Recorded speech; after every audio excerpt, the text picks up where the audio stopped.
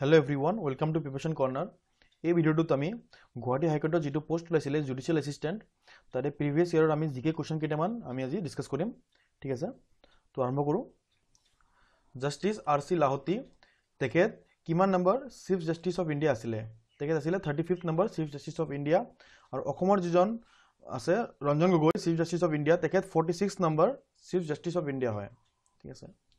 The killing of a newborn child by its parents. নতুনকৈ জন্ম হোৱা শিশুক তোৰ মা দেউতাকে মাৰি পেলাটো কোৱা হয় ইনফেন্টিসাইড ঠিক আছে international court of justice ICJ যেটো কোৱা হয় এটো ইউএনৰ এটা পাৰ্ট হয় ইউএনৰ ঠিক আছে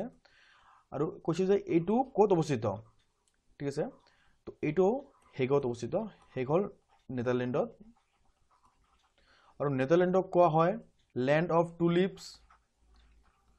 ল্যান্ড অফ উইন্ডমিল নেদাৰল্যান্ডত ৰটাৰডাম বুলি এটা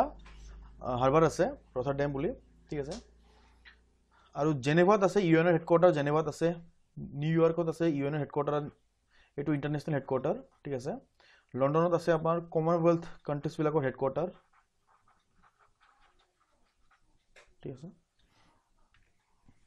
এ সুপ্ৰিম কোৰ্ট জাজ ইজ ৰিমুভ বাই এজন সুপ্ৰিম কোৰ্টৰ জাজক কেনেকৈ ৰিমুভ কৰা হয় ঠিক আছে তো তেখেতক ৰিমুভ কৰিবলৈ প্ৰথমে নিম্ন সদন লোকসভা আৰু উচ্চ সদন ৰাজ্যসভা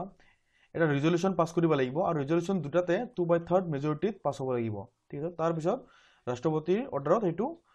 মানে কাৰ্যকাৰী কৰি আমাৰ সুপ্ৰিম কোৰ্টৰ জাজজনক ৰিমুভ কৰিব পাৰি ঠিক আছে তো এনসাৰটো হল আমাৰ ডি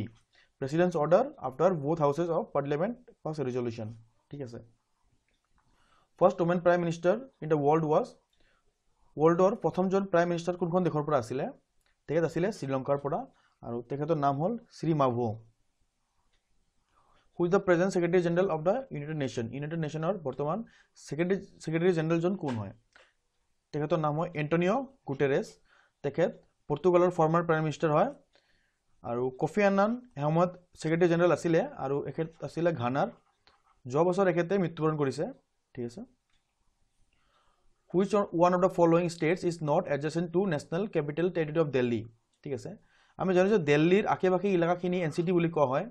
ন্যাশনাল ক্যাপিটাল টেৰিটৰি বুলি কোৱা হয় ঠিক আছে তো তলৰ কোনটো ষ্টেট ইয়াৰ কাখত নহয় নাই মানে ঠিক আছে তো হেতু হল পাঞ্জাব ঠিক আছে হাৰিয়ানা ৰাজস্থান আৰু উত্তৰ প্ৰদেশ এই তিনিটা ৰাজ্য আপোনাৰ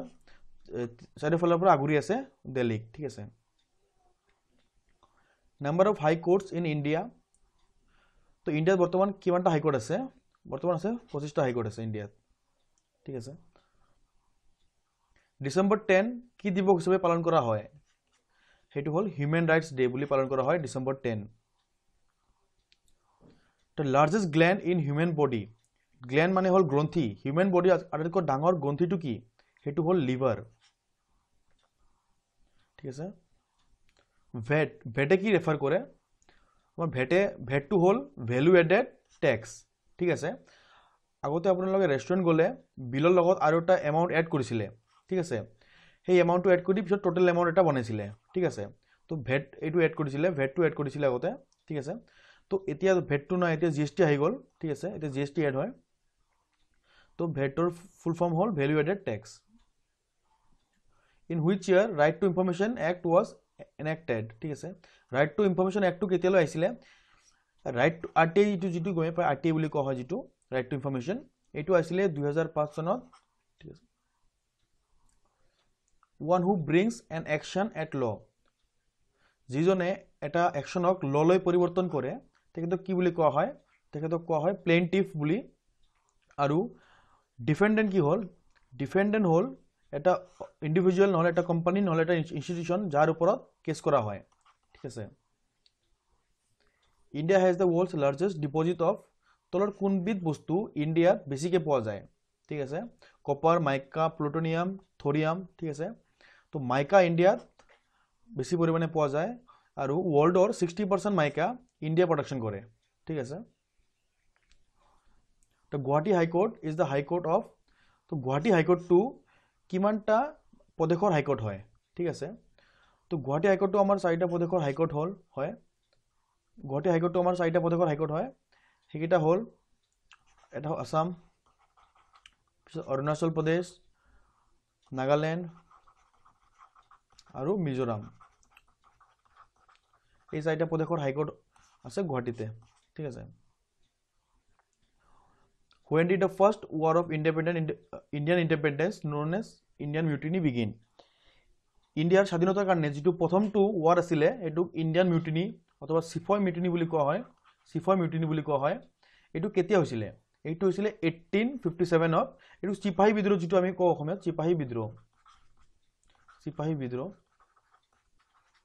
ঠিক আছে Where was Indian National Army was formed ঠিক আছে Indian National Army কেতিয়া ফর্ম করা হয়েছিল সরি কোত ফর্ম করা হয়েছিল ঠিক আছে তো হেতু ফর্ম করা হয়েছিল সিঙ্গাপুরত 1942 ত রাজবিহারী বসুর দ্বারা হেতু ফর্ম করা হয়েছিল আর পিছলৈ হেতু নেতাজী সুভাষ চন্দ্র বসুক হ্যান্ডেড করে দিয়া হয়েছিল ঠিক আছে How many judges are there in Supreme Court including CJI বর্তমান সুপ্রিম কোর্টত আপনার চিফ জাস্টিসক লৈ কেজন জাজ আছে ঠিক আছে বর্তমান আমার 28 জন জাজ আছে তারে তিনিজনী হল ফিমেল আৰু বাকি কেজন মেল আৰু টোটাল আমাৰ ক্যাপাসিটি আছে 31 জাজৰ supreme কোর্টত The World Health Day is observed on World Health Day কেতিয়া পালন কৰা হয় হেতু হল 7th এপ্ৰিল হিন্দি সিনেমা কোনজন এক্টৰক দাদামুনি বুলি কোৱা হয় ঠিক আছে হেজন হল Ashok Kumar uniform civil code এটু আমাৰ কনস্টিটিউশনৰ কিমান নম্বৰ আৰ্টিকেলত আছে ঠিক আছে তো ইউনিফৰ্ম সিভিল কোড মানে হল সকলোৰে কাৰণে একে ৰুল ঠিক আছে তো হেইটো আমাৰ সংবিধানৰ 44 নম্বৰ আৰ্টিকেলত আছে এটু ইউনিফৰ্ম সিভিল কোড তা এটৰ্নি জেনাৰেল অফ ইন্ডিয়া বৰ্তমান ভাৰতৰ এটৰ্নি জেনাৰেল অফ ইন্ডিয়া কোন কে ভানুগোপাল আৰু তুষাৰ মেহতা হল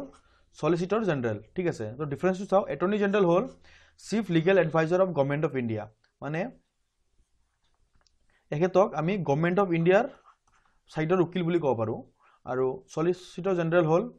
আমাৰ এটৰ্নি জেনাৰেল অ্যাসিস্ট্যান্ট বুলি কব পাৰি এখেতক second law officer of the country ঠিক আছে The first lady who became the ruler of India তো কোনজন প্রথম তলৰ কোনজন হয় প্ৰথম লেডি যোনে ইন্ডিয়াত ৰুল কৰিছিলে ঠিক আছে তেখেত হল ৰাজিয়া সুলতানা ঠিক আছে তেখেত আছিল Mamluk ডাইনেষ্টিৰ Which article in the Constitution of India provides free and compulsory education to children between 6 to 14 years of age ঠিক আছে 6 পৰা 14 বছৰৰ ভিতৰৰ শিশুবিলাকক ফ্ৰি শিক্ষাৰ কাৰণে যেটো সংবিধানত আৰ্টিকেল আছে সেই আৰ্টিকেলটো কিমান নম্বৰ আৰ্টিকেল ঠিক আছে হেইটো হল আৰ্টিকেল 21A ঠিক আছে আৰু আৰ্টিকেল 19 টু হল আমাৰ ফ্রিডম অফ স্পিচ ঠিক আছে বাক স্বাধীনতা যেটো কও freedom of speech last question Where will be the next Olympic game held ঠিক আছে নেক্সট অলিম্পিক গেমটো কোত হ'ব হেইটো হ'ব আমাৰ টকিঅত 2020 হ'ব আৰু কাটাৰত হ'ব 2022 আমাৰ ফিফা ওয়ার্ল্ড কাপ ঠিক আছে যদি আপোনালোক ভিডিওটো ভাল লাগিছে প্লিজ লাইক শেয়ার আৰু সাবস্ক্ৰাইব কৰিব আৰু কোনোবা যদি নতুন আছে আপোনালোকে প্লিজ সাবস্ক্ৰাইব কৰি দিব আৰু আপোনালোক যদি কিবা ক'ব লগা আছে প্লিজ কমেন্ট বক্সত কমেন্ট কৰি দিব আমি আগলৈ আৰু ভিডিও লৈ আহিম আৰু জুডিশিয়াল এসিস্ট্যান্টৰ ওপৰত আমি আৰু কিছুমান ভিডিও বনাম থ্যাংক ইউ ফৰ ওয়াচিং